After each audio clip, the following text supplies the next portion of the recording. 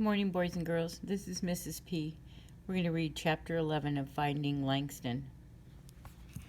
Remember, he kind of got in a fight on the way home, and then he was afraid for his dad to see, but then his dad actually saw, and so now I think he's going to sit down and talk to him. Chapter 11. Daddy takes a gray Linty handkerchief from his pocket. "Wipe your eyes," he says.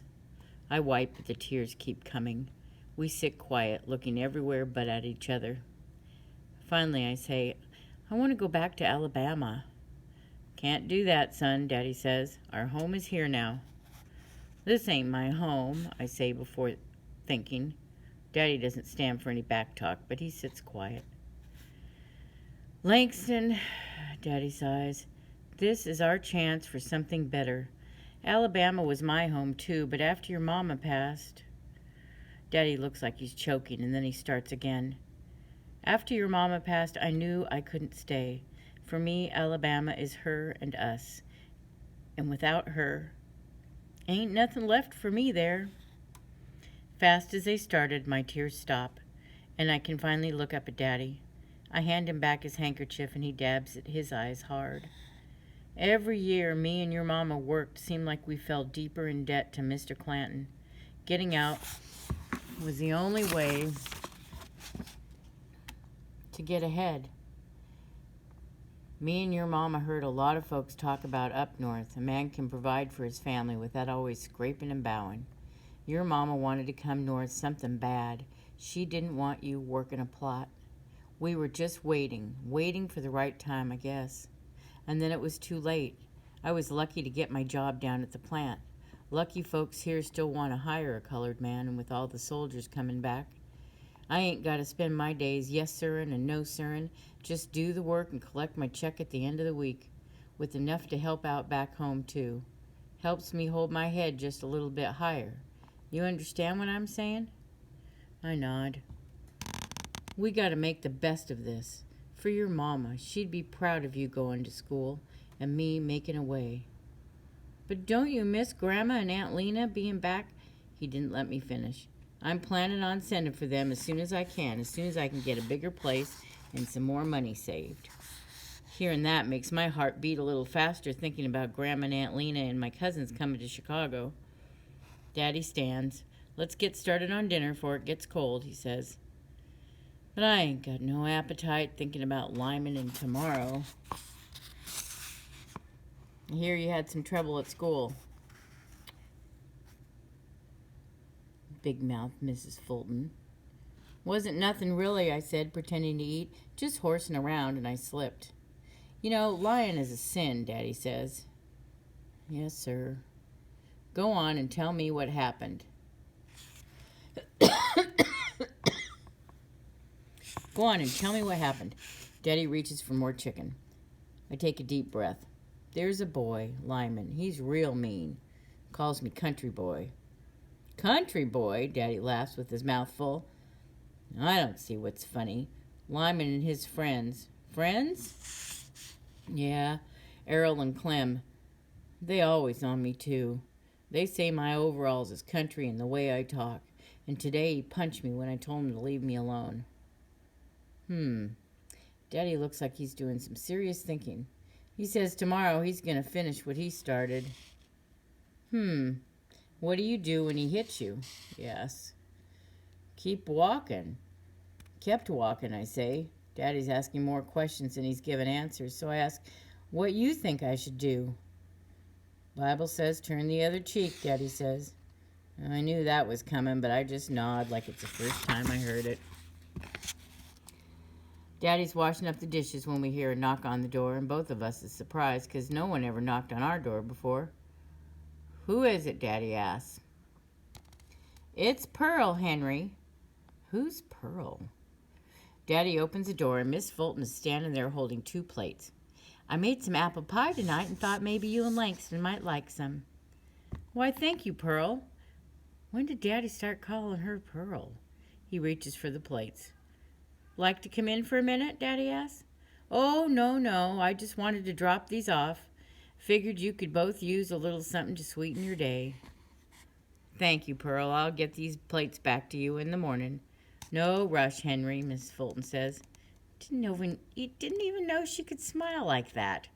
Her teeth are so white and pretty, they could light up a room. Daddy hands the plates to me and closes the door. We sit at the table and eat about some of the best apple pie I ever had. Me and Daddy's plates barely need washing. We scrape them so clean. Miss Fulton was right. The day really did need some sweetening.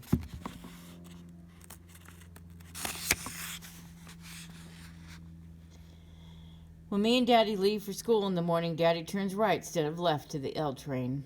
I'm going to walk you to school today, Daddy says. I barely slept last night thinking about Lyman.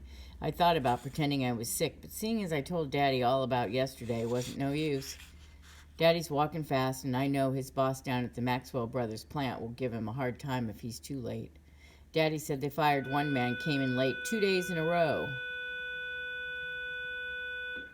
Daddy takes the L and a bus to get to work, but he still gets there early every day.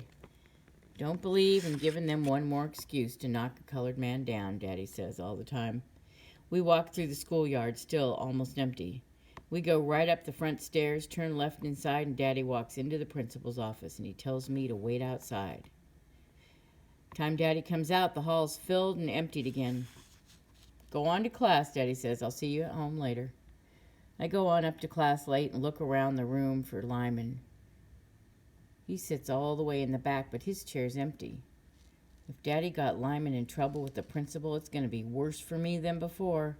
I sit at my desk and look like I'm listening to Miss Robbins go on, just counting the minutes to 3 o'clock. Chapter 12. First thing I do when I get to the library is walk row by row, seeing what books make me stop. Some of the titles I can't help but pull off the shelves. I try to take out as many as I can each time. Means my satchel is heavier than a bag of rocks, but I keep them out of sight. It's better to read in the library. Sitting at my favorite table by the window, reading and listening to the sound of other folks turning pages, makes me feel like I'm in a house full of company I don't have to talk to. Miss Cook sometimes puts books aside she thinks I'll like, especially the ones by Langston Hughes. Every time she hands me one of his, she says, "Here's another one from your namesake." I know there ain't no chance Mama named me for a poet who wrote pretty words, but it feels good to hear her say it. Red Clay Blues. I want to tramp in the red mud, Lord, and feel the red clay around my toes. I want to wade in that red mud, feel that red clay sucking at my toes. I want my little farm back, and I don't care what that landlord goes, or where that landlord goes. In Langston Hughes' words, I can smell that earthy clay in the front yard. I can hear the voice of my mama. I make my way over to Miss Cook's desk. "Excuse me, ma'am." And she looks up. "Is Mr. Langston Hughes from Alabama?" "Good question. Let's see if we can find out." She gets up and she walks me back to the nonfiction section, and she pulls one book off the shelf and hands it to me. "This is a biography by the author, so it's a good place to start."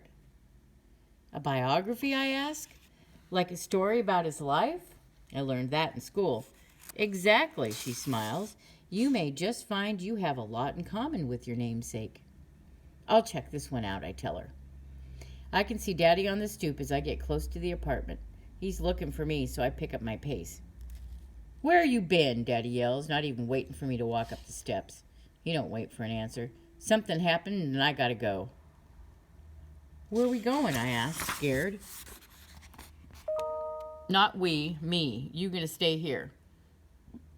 In the apartment, Daddy's suitcase is sitting on the bed, piled with his clothes, his black suit, and a tie on top.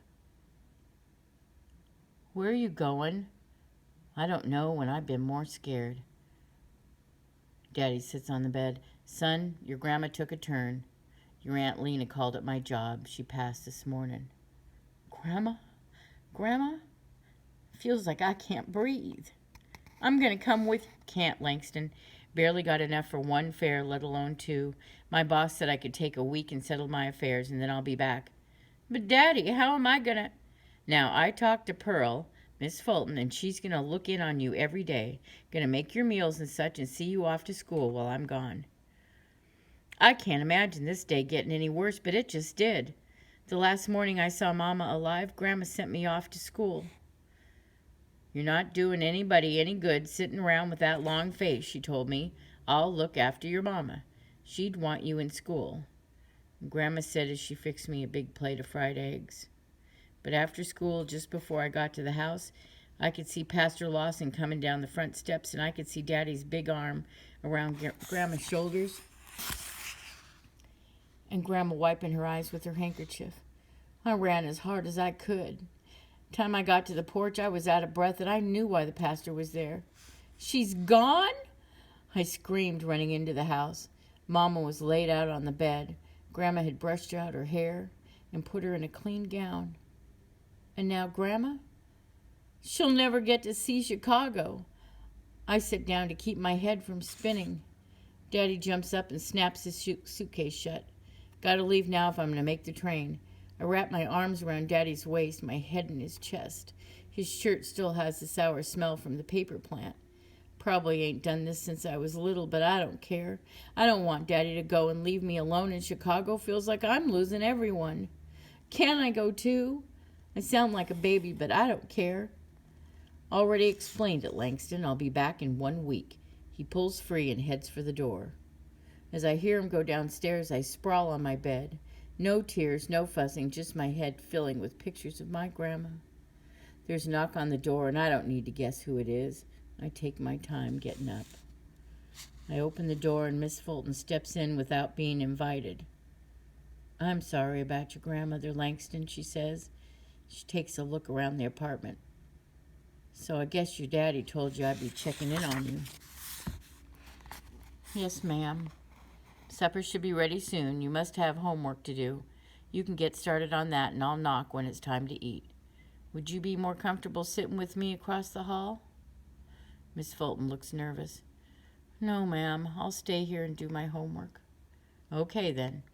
Over supper, I can see Miss Fulton is trying, and I know I should be trying back, but between my daddy being gone and my grandma passing on, I can't make myself. How was school today? Miss Fulton asks. Fine, I say. I'll say one thing for Miss Fulton. She can put together some dinner. I ain't had a meal this good since I left home. Pork chops smothered in gravy, green beans floating in butter, cornbread, hot and fluffy. I'm about to burst, but I can't stop eating. You were hungry, she says, as I scoop more gravy onto my plate to dip the rest of my cornbread. Yes, ma'am. And I don't look up again till the cornbread is gone and my plate is clean. Okay, we're going to stop right here, and after Thanksgiving, we'll come back with Chapter 13 and find out what happens. Bye.